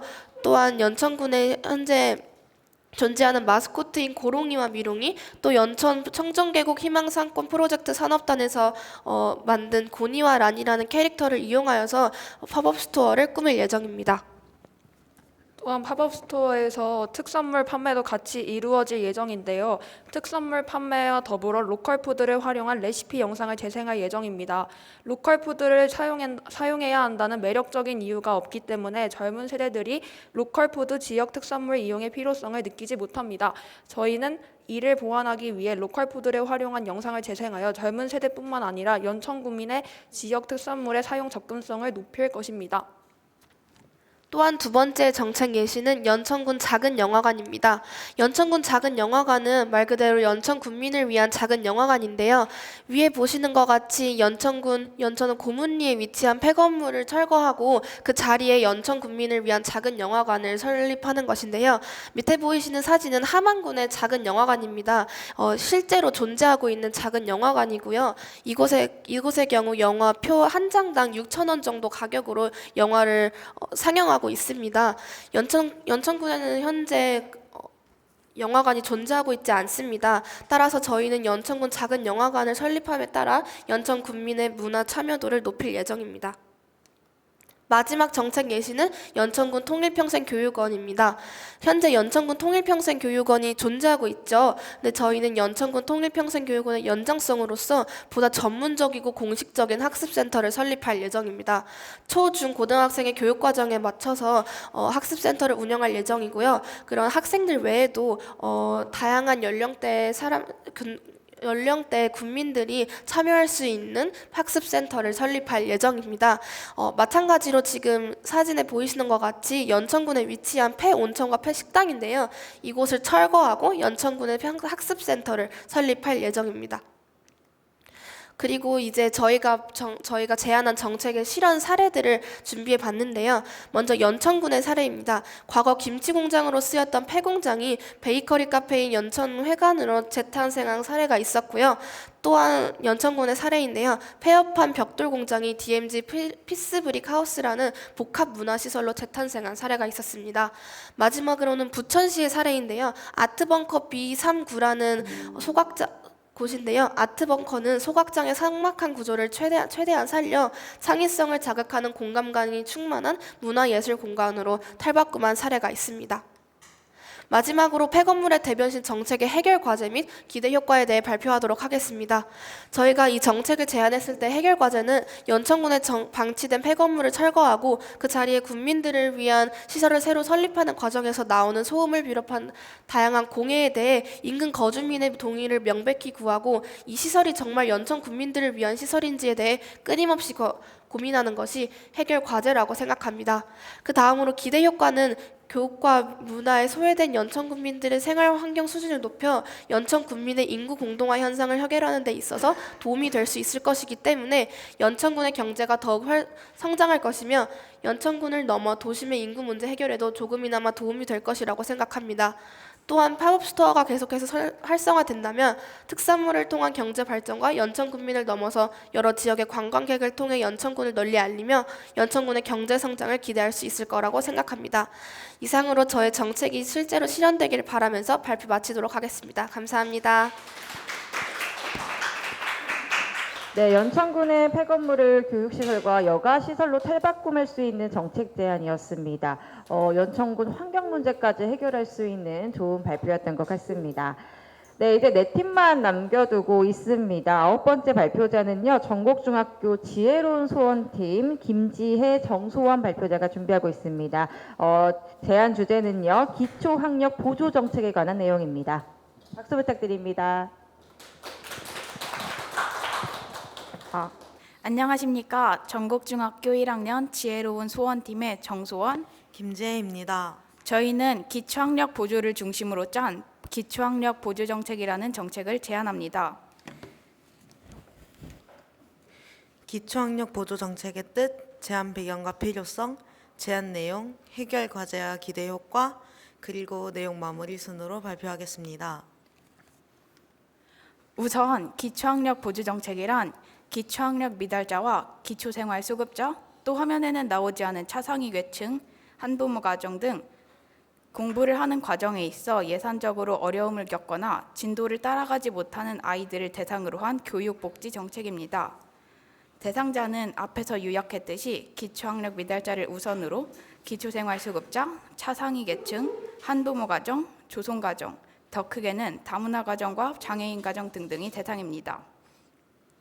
기초학력 미달자와 예산으로 어려움을 겪는 학생들이 주 대상자이기 때문에 다양한 공부의 기회와 방법을 제공하고 예산과 시설 등을 풍부하게 지원해 주어 기초학력 미달자, 형편이 어려운 학생 등이 포기하지 않고 계속 성장할 수 있도록 도와 상위권과 하위권의 격차를 줄이고 완만하게 공부를 할 수 있도록 지원을 해주는 것이 저희가 이 정책을 제안하는 이유입니다.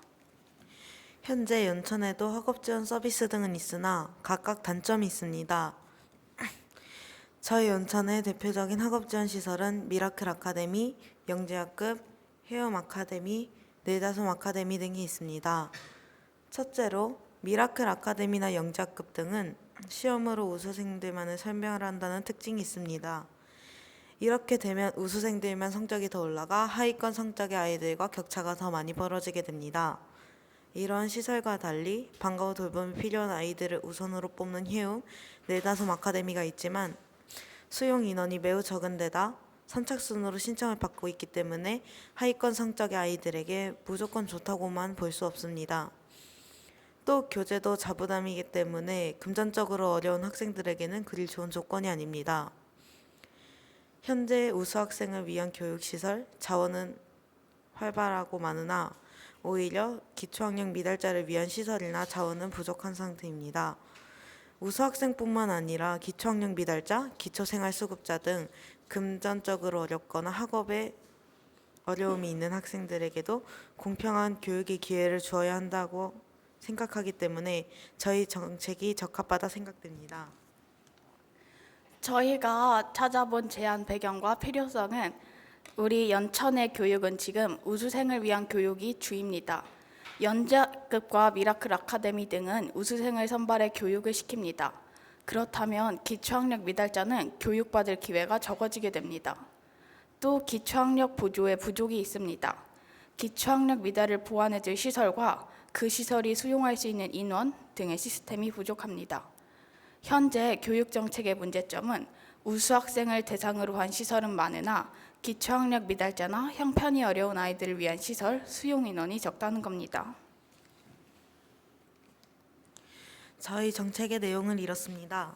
첫째, 교육시설 설립입니다. 다양한 교육을 제공할 수 있는 새로운 교육기관을 설립해야 합니다.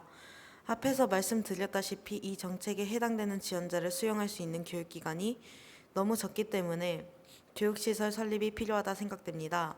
물론 기초학력은 나라에서도 많이 신경 쓰고 있으며 각 학교마다 명칭은 다르지만 기초학력을 보조하는 시스템이 각각 있습니다.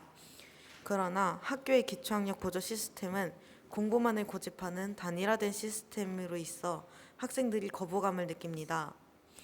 이러한 문제가 있기 때문에 다양한 방법과 방향으로 교육시키는 시설을 마련해야 합니다. 두 번째로는 교육 프로그램 설립입니다. 문제집 지원, 학업비용 지원, 시설 무료 제공 등등 금전적으로 어려운 아이들을 위한 지원 방식입니다. 세 번째는 대상자의 조건입니다.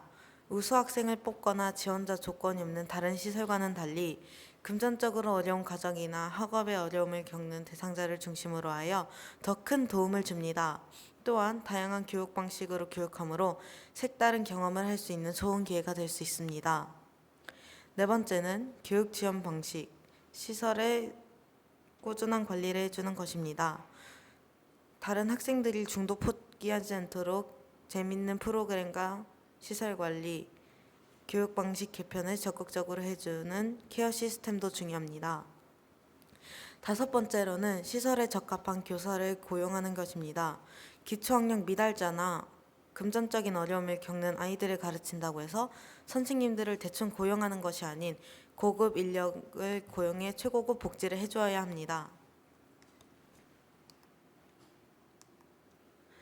이런 정책을 도입하기 위해서는 저희들이 반드시 해결해야 할 과제가 있습니다. 해결 과제로는 차별받는 시선 없애기, 교육기관 케어 등이 있습니다.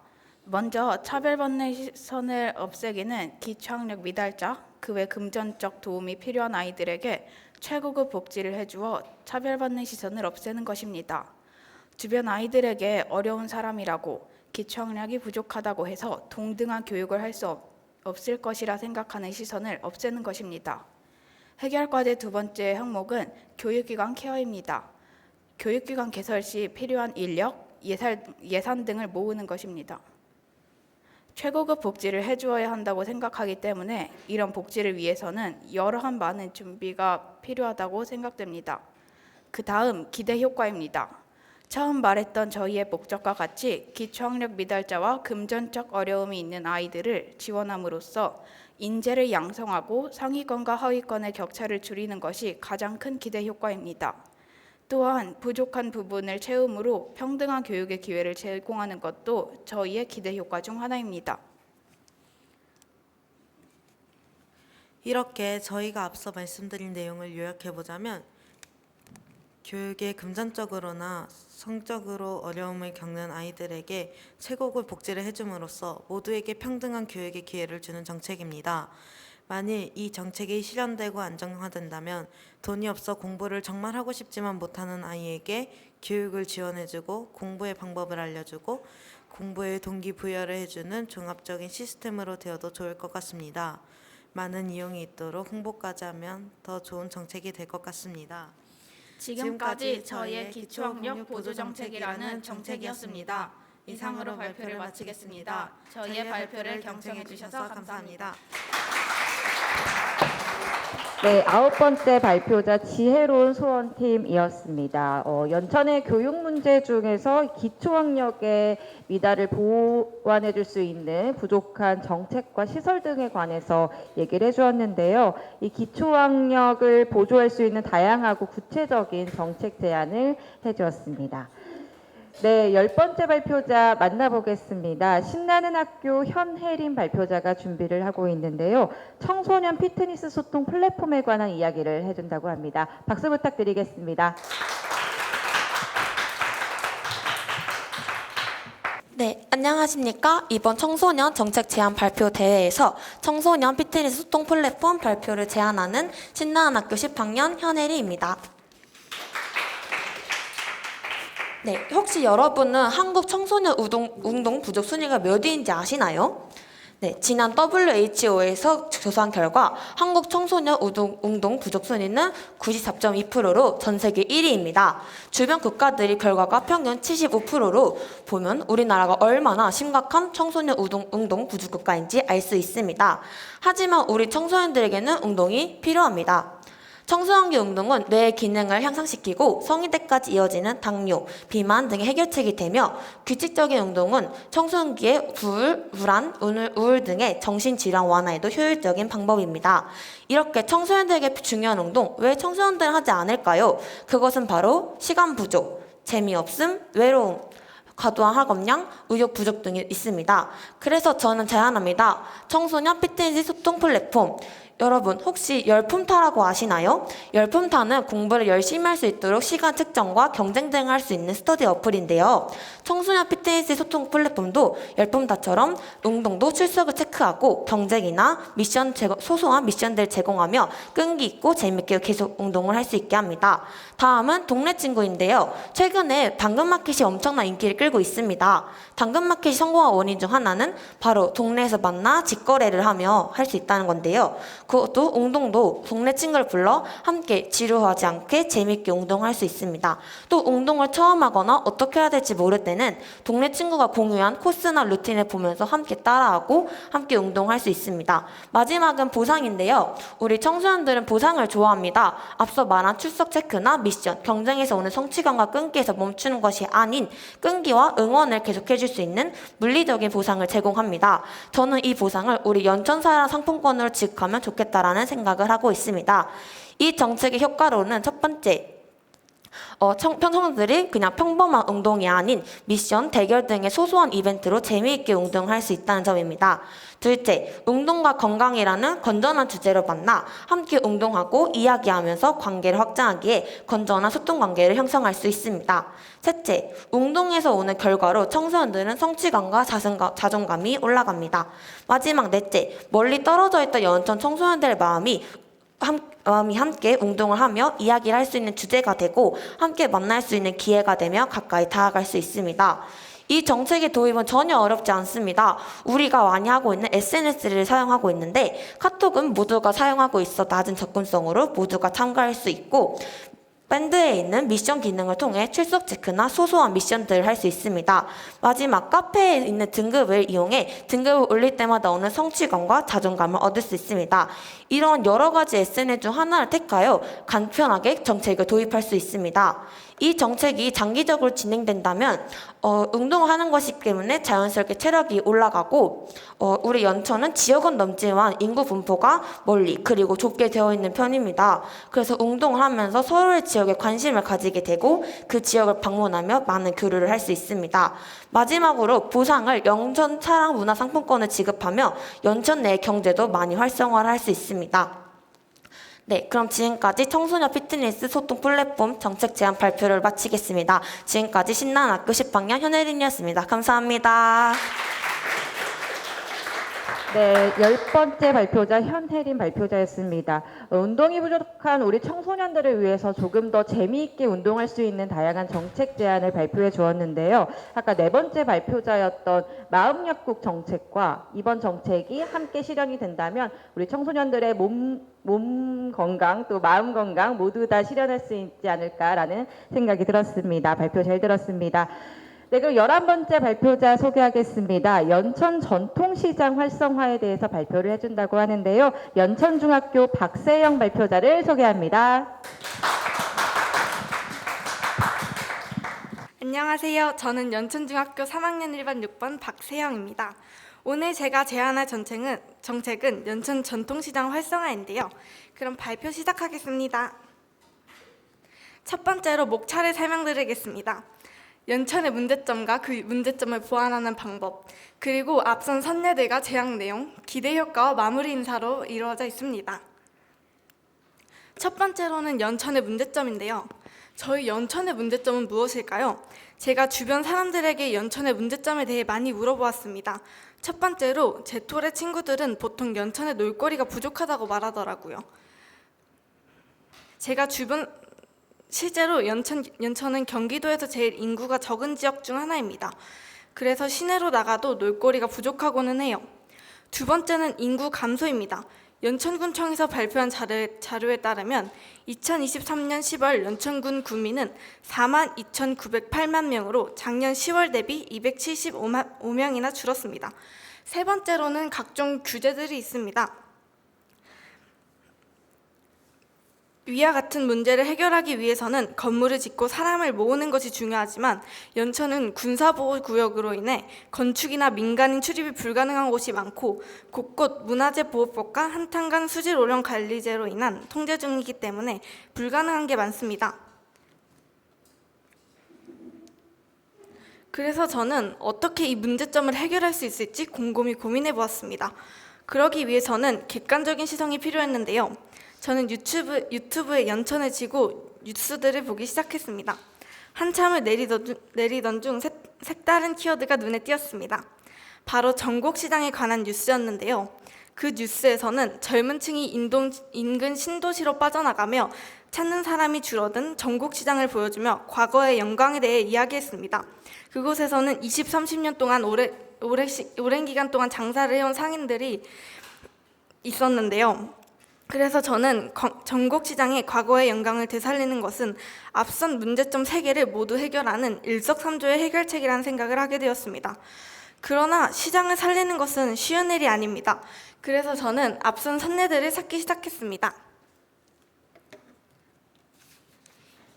한참 선례를 찾던 중 보게 된 것은 유튜브의 백종원 시장이 되다의 예산시장 편이었습니다.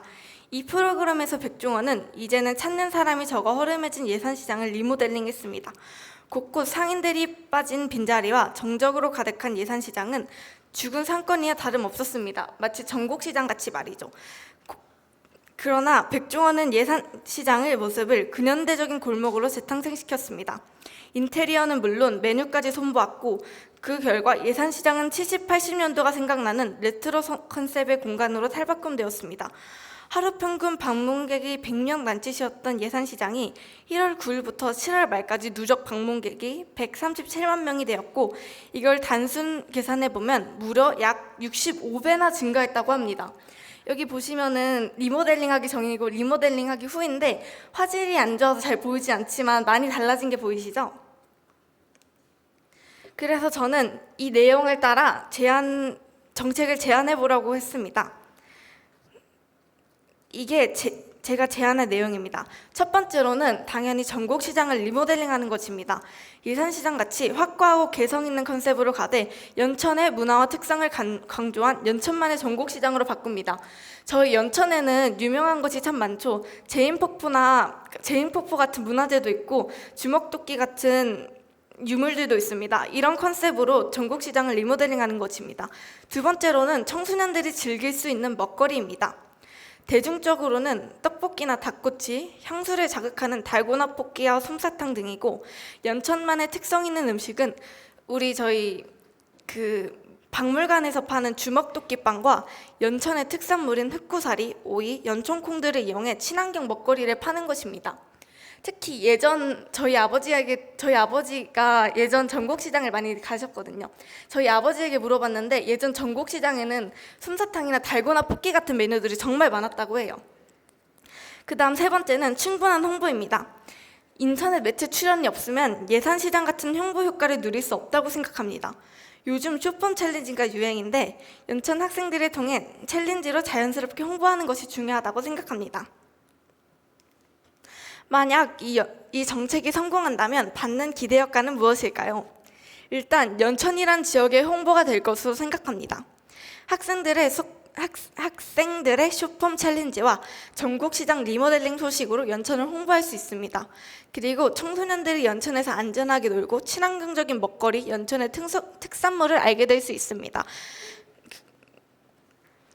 그리고 시장이 활성화되면 자연스럽게 사람이 모이고 시장 주변의 전곡 상권 또한 활성화됩니다. 그렇게 하면 저희 아름다운 자연과 문화재, 맛있는 특산물 등으로 관광 효과를 볼 수 있습니다. 이런 4가지 기대 효과가 합쳐지면 인구 증감도 충분히 어렵지 않은 일이라고 생각합니다. 그럼 마지막인데요. 마지막으로 Q&A 받아보겠습니다. 질문하실 분 있으실까요? 없으시면 심사위원분들을 위해 예상 질문을 말씀하겠습니다. 첫 번째로 쇼폼 챌린지 대회는 어떻게 운영될 것인가 하였는데요.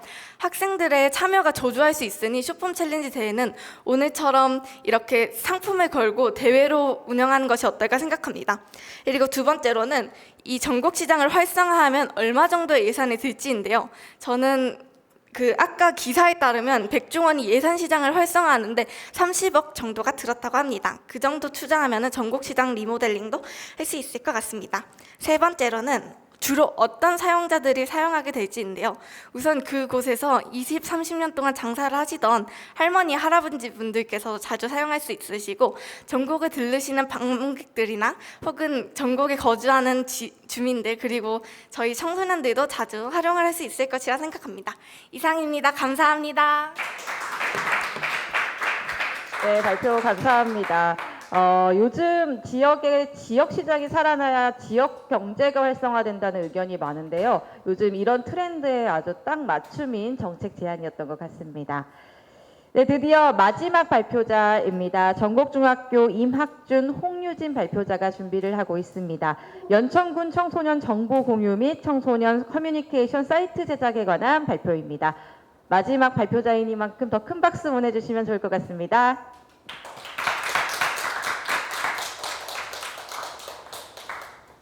안녕하십니까. 팀조인의 발표를 맡은 홍유진. 임학준입니다. 여러분 혹시 SNS 사용하십니까?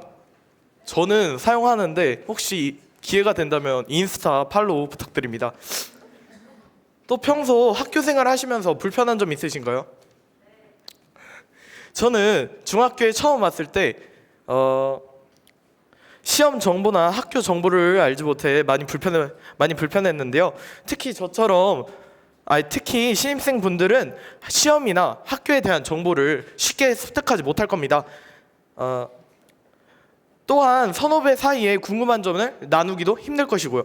그래서 저희 팀 조인이 기획한 연천군 청소년들을 위한 오직 연천군 청소년들을 위한 SNS 조인입니다.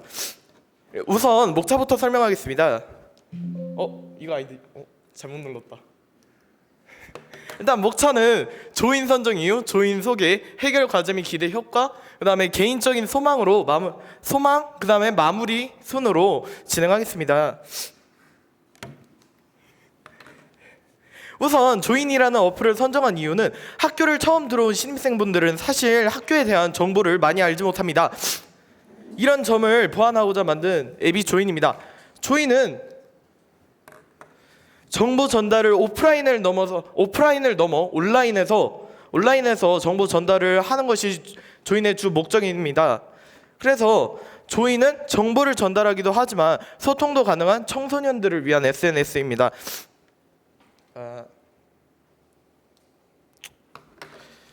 조인은 연천군 청소년들을 위한 SNS라고 계속 반복해서 말씀드렸고요. 정보 전달만 하는 것이 아닌 서로 자유롭게 소통이 가능한 앱입니다. 조인에 있다, 그 다음에 연천에 Y를 따서 조인, 그러니까 연천을 있다라는 뜻으로 이해하시면 편할 것 같습니다.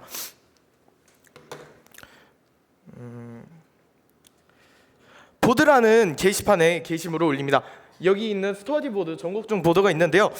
보드라는 게시판에 게시물을 올리고 만약 마음에 드는 보드가 있다면 관심 보드 기능을 사용하여 로그인할 때 첫 화면에 뜨게 합니다. 보면은 지금 펩시제로 라임맛이라는 닉네임을 쓰는 친구는 스터디보드랑 전국중 보드를 관심보드로 설정해놨나요?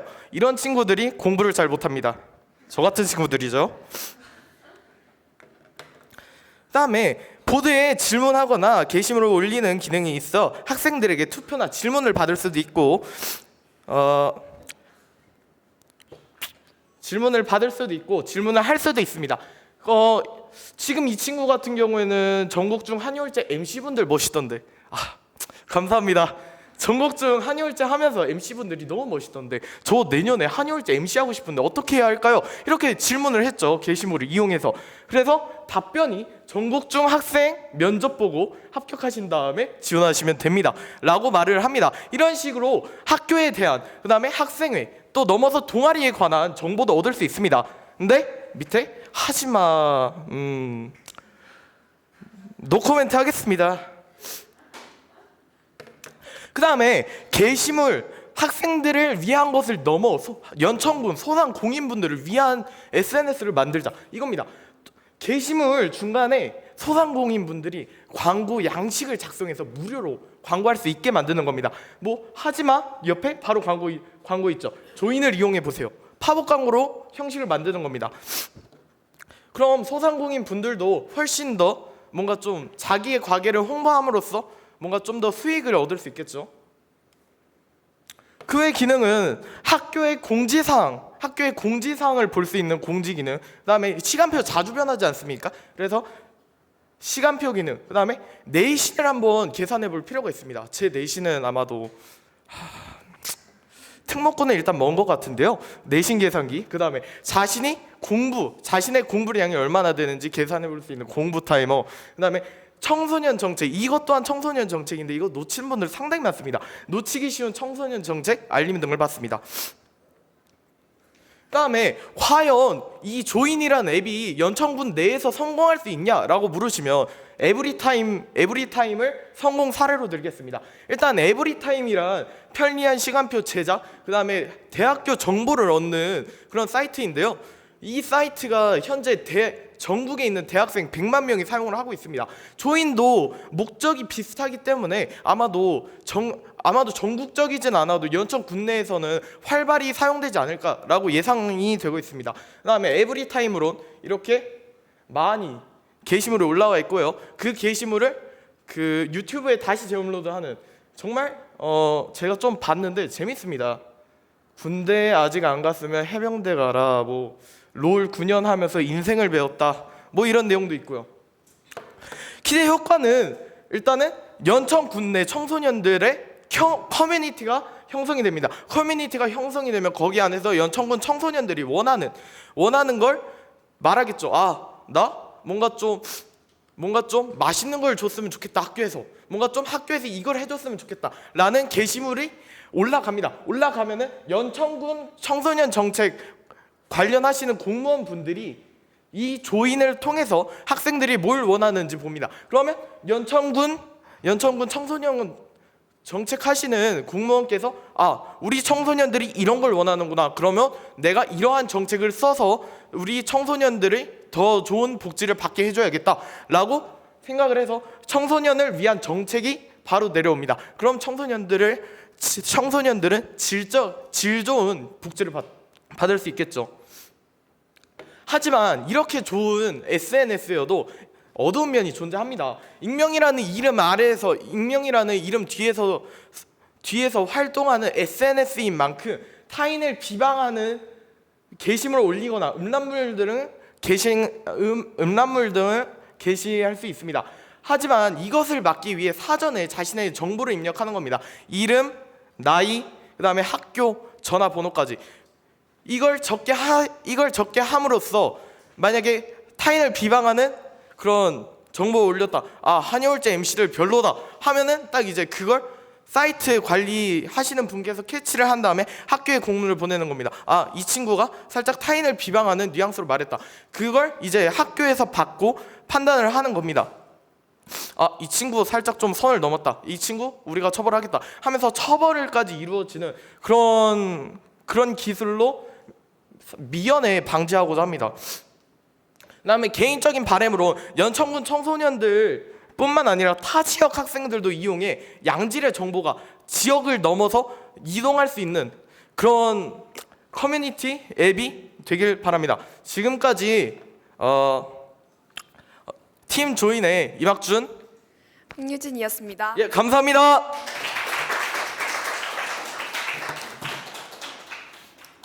네, 청소년들이 소통할 수 있는 커뮤니케이션 플랫폼에 대해서 발표를 해주셨습니다. 이런 커뮤니케이션에 관한 내용이어서 그런지 우리 발표자분도 여기 계신 청중분들과 소통을 하면서 발표를 했던 것 같은데요. 마지막 발표 아주 멋지게 마무리해 주셨습니다.